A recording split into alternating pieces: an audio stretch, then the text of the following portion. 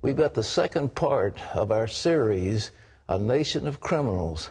We're going to see the danger that Congress has placed us all in. We'll have two congressmen talking about what they've done. But just imagine that you've lived an honest life, and without a warning, you're arrested for a federal crime. And what's worse, you never even knew you did anything wrong. Well, that's just what happened to a growing number of people in recent years, including one famous American. John Jessup has his shocking story in part 2 of our ongoing series, A Nation of Criminals.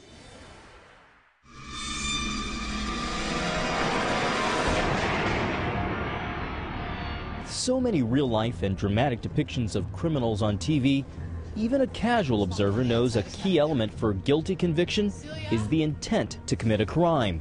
In the world of law, it's defined as mens rea, or guilty state of mind. But that isn't the case with federal laws, where you can be found guilty of breaking them even if you didn't intend to do anything wrong. The average citizen can't know all the laws out there. It happened to racing legend Bobby Unser. In 1996, Unser went snowmobiling in the Rio Grande National Forest on the border of New Mexico and Colorado. He and a friend got caught in a blizzard, stranded for 2 days and 2 nights.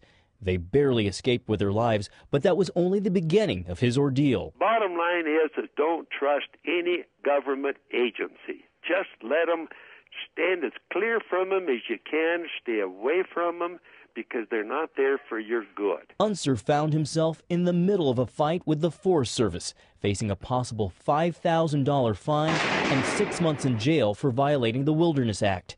The service accused him of illegally snowmobiling on federally protected land known as Wilderness Area. But the racing champ says if he was in the Wilderness Area, it was only when he was lost in the snowstorm. And so on principle, Unser decided to fight the charge in court. Well, I estimate that we probably spent around $300,000, maybe $350,000, would be my guess. As for the government? At the time that we went to court, they'd already spent up somewhere around $1 million. What? It's the taxpayers' money. They really didn't care how much it cost. In the end, he lost and paid a $75 fine. Now the 3-time Indy 500 winner has another title to add to his record. He's been convicted of a federal misdemeanor. Someone who doesn't know where the line is and winds up inadvertently crossing it is not the type of person that the criminal law was designed to deal with. Like many others, Unser believes Congress is to blame for the growing number of federal laws. But it's not just Congress. Federal agencies not only enforce the law, they sometimes create their own regulations, many of which also carry criminal penalties. And with the government involved in everything from employment to the environment to health care, virtually anyone can get caught in the web of federal laws. And the numbers prove it. Between 2000 and 2010, close to 800,000 people were sentenced for federal crimes. We have made it dangerous just to be alive in America. Texas Congressman and former Judge Louis Gohmert is among the few on Capitol Hill sounding the alarm, saying, for example, Congress should rethink stiff penalties on simple accounting errors when filing taxes. For heaven's sakes, if people have not committed anything but maybe a clerical error, fine them if we must. But we've got to get people to stop thinking they're so tough when they slap a criminal penalty on what shouldn't be any more than an academic or a clerical error. The past 20 or 30 years, the number of people in jails and prisons in America has gone up almost tenfold because every time you turn around, there are new laws. Virginia Congressman Bobby Scott has worked with Gohmert and others to reform the code. The former attorney thinks one solution is for the House Judiciary Committee to oversee any new regulation that carries a criminal penalty. He also believes Congress should quit slapping on additional penalties to acts already considered a crime at the state or local level. If you're a victim of carjacking, you're not going to call the FBI. You're going to call the local police. Why is this a federal crime? So why haven't Scott and Gohmert's passion found a following? They lay part of the blame on members of Congress who want to appear tough on crime. They're quick to add there's not enough public awareness or outrage. Day after day, we're adding more crimes on the federal level. It doesn't make sense. It wastes the taxpayers' money, and it does not reduce crime. There's no deterrent effect if you didn't know. What this all does for the government is it makes it an Orwellian type government where people don't really know if they violated the law, but they stay in fear of their government. Fear of the government in a nation of criminals. John Jessup, CBN News, Washington.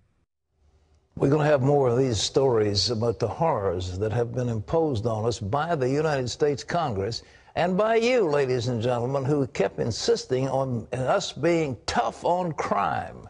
Bobby Unser's caught in a snowstorm on a snowmobile, inadvertently enters into federal land while he's being lost, then comes out of it and costs $300,000 to fight the offense.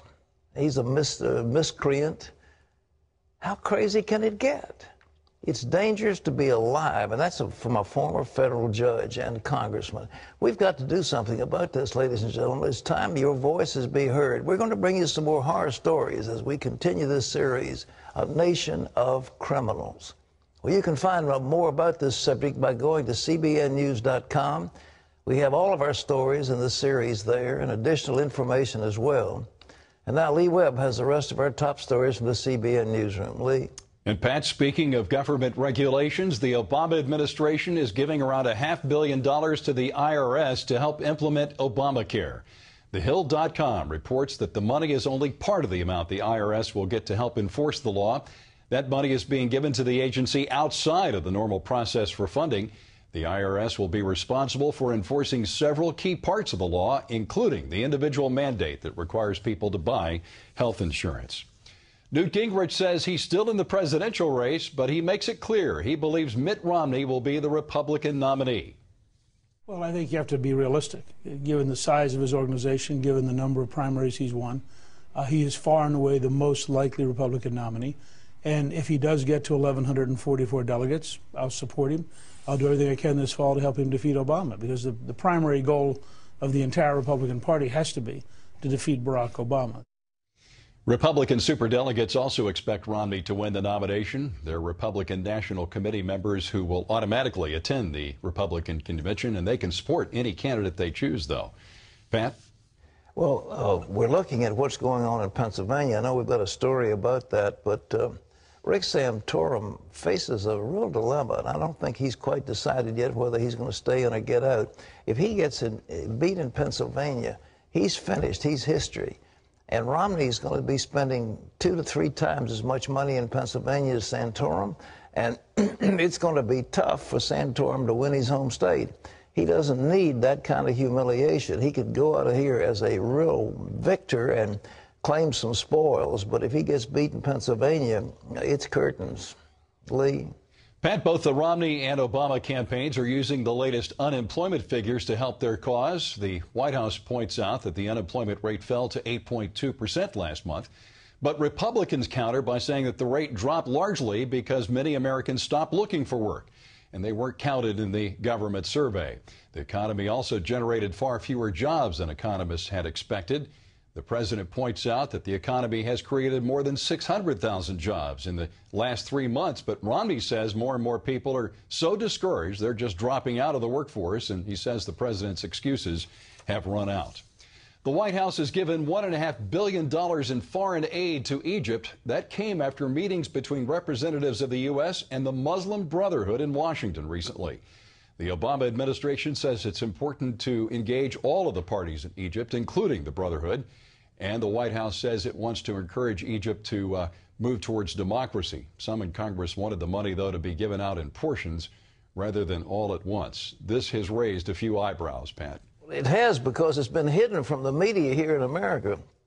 I think that story comes, is it Kuwait, the Kuwaiti news agency that has brought that to us? The Kuwaiti news agency. You don't find our news eagles at the AP or the New York Times, Washington Post digging that story out.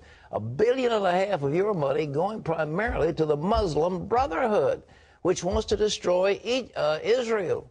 which wants to set up a super caliphate throughout the Middle East, wants to bring in a Sharia law. That's who we're spending our money for. $1.5 billion without congressional authorization, as far as I know. At least specifically, they didn't authorize this. It may be a blanket authorization from the past.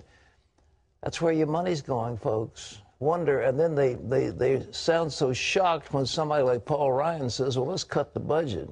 Lee? Pat, a new study indicates that women who are obese during pregnancy may increase the chances of having a child with autism.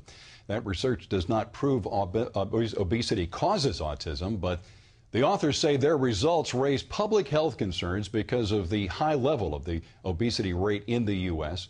Researchers at the University of California, Davis studied about 1,000 California children between the ages of 2 and 5.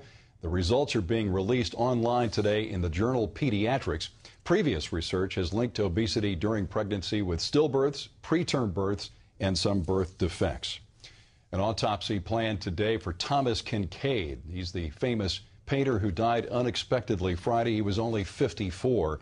Kinkade called himself the painter of light. His paintings of landscapes, cottages, and churches are easily recognizable and can be found in around 10 million homes across the U.S. Kinkade also called himself a devout Christian. Many of his works contain images from Bible passages. And journalists, politicians, and other Americans are remembering 60 Minutes legend Mike Wallace today. He passed away at the age of 93 over the weekend. Fellow CBS correspondent Morley Safer said Wallace was responsible for the continuing success of 60 Minutes. Wallace earned a reputation as a tough interviewer. Some people said the 4 most dreaded words in the English language were, "Mike Wallace is here." His son, Fox News anchor Chris Wallace, said in a recent interview that his father's mind had begun to slip. And he added, the interesting thing is he never mentions 60 Minutes. It's as if it didn't exist. It's as if that part of his memory is completely gone. The only thing he really talks about is family, me, my kids, my grandkids, his great-grandchildren. There's a lesson there. This is a man who had a fabulous career and for whom work always came first. Now he can't even remember it. Pat? That's tragic, and we add our sympathies to those concerning Mike Wallace. I was privileged to sit at the dinner table with him during a Chinese-American function, and he's a charming, engaging guy. He was very pleasant, and I was so much appreciated him, but he was about 85 at the time, and I think now he was going strong then, and, you know, just a tiger of news. But I didn't realize he'd had Alzheimer's, and it was at 93 that he didn't remember. But it's amazing. What stands out in his mind was his family. So Mike Wallace will be missed. He was a great addition to the television news. Lee? Navy officials will begin compensating people affected by Friday's jet crash into a Virginia Beach, Virginia apartment complex. No one was killed in the crash, leading the mayor of Virginia Beach to call it a Good Friday miracle. And the commander of the U.S. Fleet Forces said he was quite surprised that no one died. He called that a, quote, amazing miracle. The FA-18 Hornet suffered some sort of massive mechanical problem just after it took off. The disaster could have been far worse, but the pilot was able to dump thousands of pounds of fuel, which could have exploded. One former pilot who is now an aviation attorney says such a crash is extremely rare, but he too said the fact that no one was killed was, quote, about as close as you can get to a miracle. It really was amazing, Pat. I mean, some years ago, there was a big debate here on the East Coast about whether they ought to close this Naval Air Station here because it's in the middle of one of the most populated areas of Virginia. They decided to keep it open, and this is what happened. But it does say a lot about the skill of these great naval aviators who fly these amazing warbirds. Well, the amazing thing about this guy was a student pilot. He was with a training instructor, and the fact that he's coming down at incredible speed in that huge aircraft and hurtling toward the ground, and he had presence of mind to pull one lever and dump his fuel, and another to pull a lever that caused that ejection.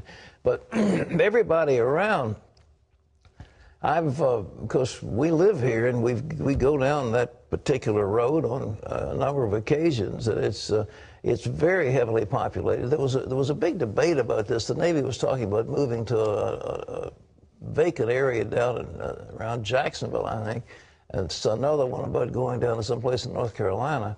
But there's just no question that these huge aircraft are coming into these populated areas.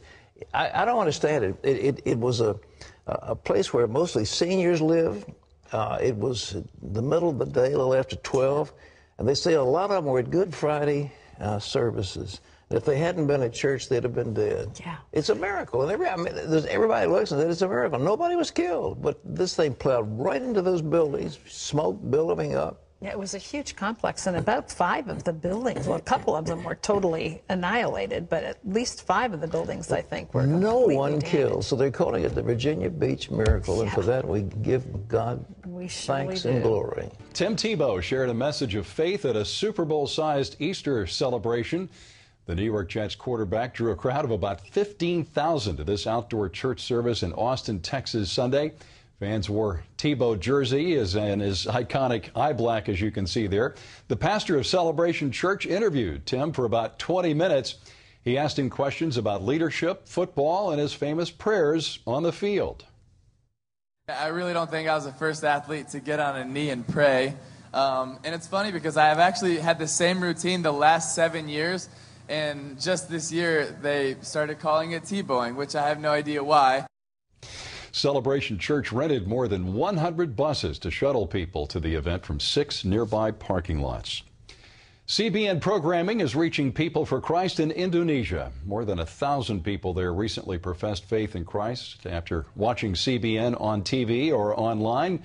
And in a recent month, CBN's Indonesian Prayer Center received more than 50,000 letters, emails, and text messages from viewers. CBN began working in Indonesia back in 1998 with the program Solusi. Since then, programming has grown from that one program to 5 different shows. And you can find out more about what CBN is doing around the world by logging on to cbn.com/international.